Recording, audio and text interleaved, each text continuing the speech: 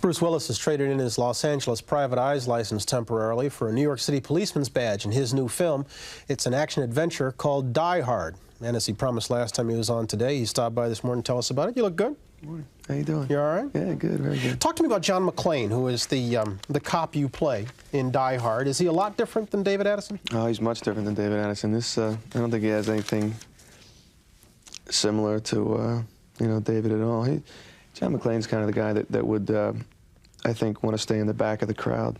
And as we know, David is the guy who wants to be in front of the crowd.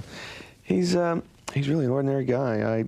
I chose this script, kind of for that reason. He's not a superhero, he's not invincible. He's definitely vulnerable, and he's able to, feel pain and to be afraid, I think. Yeah. Let me set this up. He is a cop who comes home to see his estranged wife at Christmas time, and she has become an executive in an international corporation. Right. And at the Christmas party, these thieves basically take all of them hostage, and they don't know you're in the building. Exactly. And you go after them. Yeah, it's kind of me against them. Yeah. The role was real physical. I mean, when you and I talked in January, you were saying that you got to do a lot of shoot-'em-up, but you also did a lot of your own stunts, huh? Yeah, I did. It always helps the production value of the film, I think, and it's fun to do. I don't get an opportunity to ride on top of elevators and jump off buildings and fight with Alexander Goodenough in my everyday life. So I think this next scene shows a little bit of the physical nature of the role, and we'll talk about whether or not you did this one. You'll have to tell me where the stuntman took over on this one. Let's watch John McClane from Die Hard.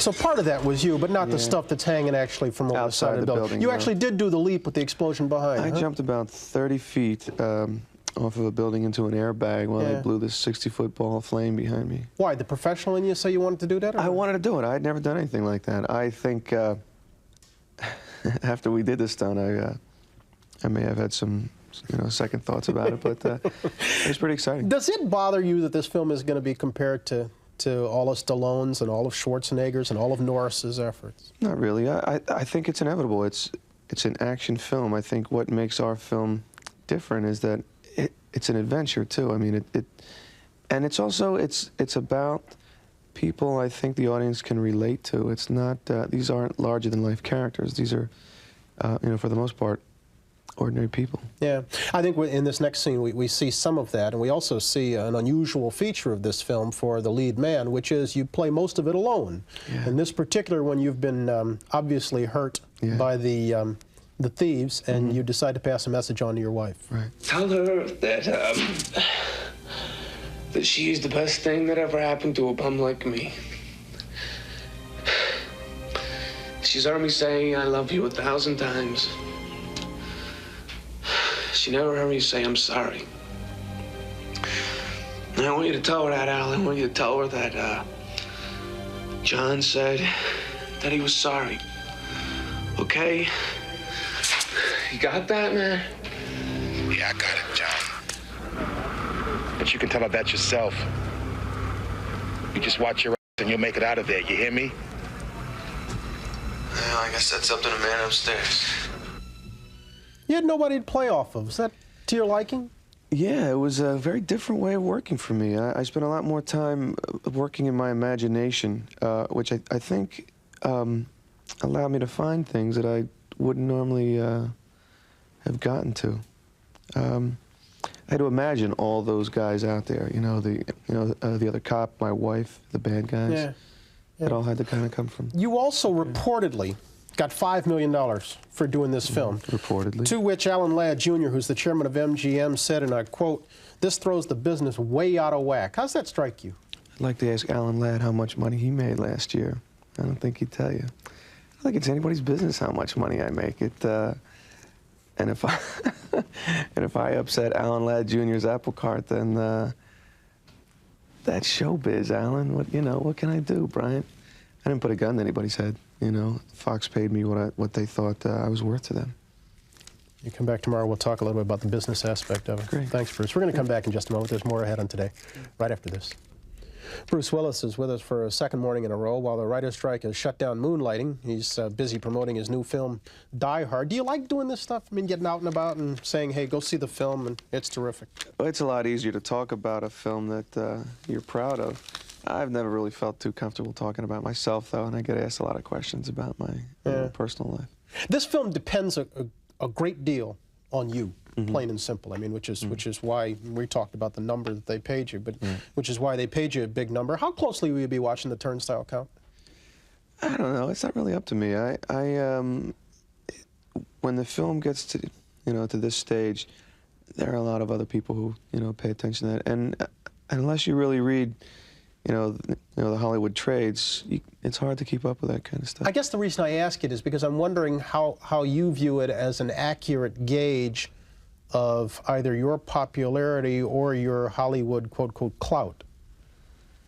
I don't know. I don't spend a lot of time thinking about that. I would like to see this film do well. And you know what? I never know. I like my work in this film, and it's always hard for me to tell what works and what doesn't. Yeah. Did you find the character of the bad guys creating a different kind of adventure film here? I mean, the bad guys they're evil, but in a different sense. They're intelligent. They're very intelligent, and they don't really insult the audience's intelligence. It's a very smart crime, and it's a very modern crime. It's not big slobbering guys with guns shooting everybody. It's a very smart crime, and it's really hard to figure out what they're up to. They come in under the guise of terrorism. of terrorists and ideology, when in point of fact all they are is just there for the money. I want to say common thieves, but they're after about $748 million, and that's uncommon. Let's take a look at the primary thief here, the ringleader. His name is Hans Gruber, played by Alan Rickman. I told all of you I want radio silence until further... I'm very sorry, Hans. I didn't get that message. Maybe you should have put it on the bulletin board. I figured since I waxed Tony and Marco and his friend here, I figured you and Carl and Franco might be a little lonely, so I wanted to give you a call. How does he know so much about this? This is very kind of you. I assume you are our mysterious party crasher. You are most troublesome. For a security guard? Sorry, Hans, wrong guess. Would you like to go for double jeopardy where the scores can really change?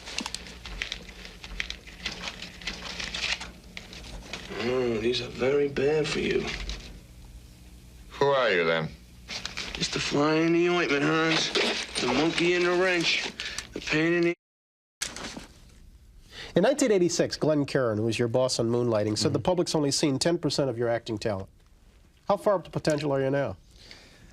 I don't know. Have you asked Glenn? First of all, do you buy his assessment in 86? I guess so, yeah. Television is a very limited format. There are only so many shots you can do. There's only so much time you can take, to work on a scene. And films are very different. You have a lot more time to make it better. And I, really kind of stretched myself, I think. Are you close to potential in this? I think so. Let me give you a different quote. This one comes from one Bruce Willis, talking about the stage. Said, I miss that control. It's your performance, and there's no take two. Any desire to return to the New York stage? Yeah, I'd really like to. I've lived in Los Angeles 4 years now, just about the whole year, and I'd really like to, to get back to New York. The last time we were here, we went and saw about 4 plays, and I got kind of homesick for it. Do you think it would be difficult for you to be up on the stage? Would people be ever conscious of watching Bruce Willis and not really watching an actor? Well, that's kind of a challenge, I guess. Yeah, it certainly would be a lot different from the last time I was on what's the old line? If you're a star, you're not an actor. Yeah. I really have to, I would have to work against it, I think, now. That's a good question. Your first child is due in September, Yeah. you and Demi. Yeah. How anxious are you? Oh, I'm very anxious, and you know, so is she. She's getting really big now, you know, and we kind of both want the little bambina to. Have you thought much here. about how it's going to change you? I thought about it, but I keep thinking that nothing can prepare you for that. You know, that it's just, you know, no matter how wild, you know, you think it is, that it's going to be 10 times. You know? Yeah. Any fears about not being up to it? Yeah. I really think that, you know, no matter how well I can, you know, get ready for it, we're going to make mistakes. You know, it's, you know, parents make mistakes. I don't think anybody can really do it perfectly. Good luck. Thank you. Take it easy. Thanks for having me here. All right. Good. We're going to come back in just a moment. There's more ahead on Today right after this.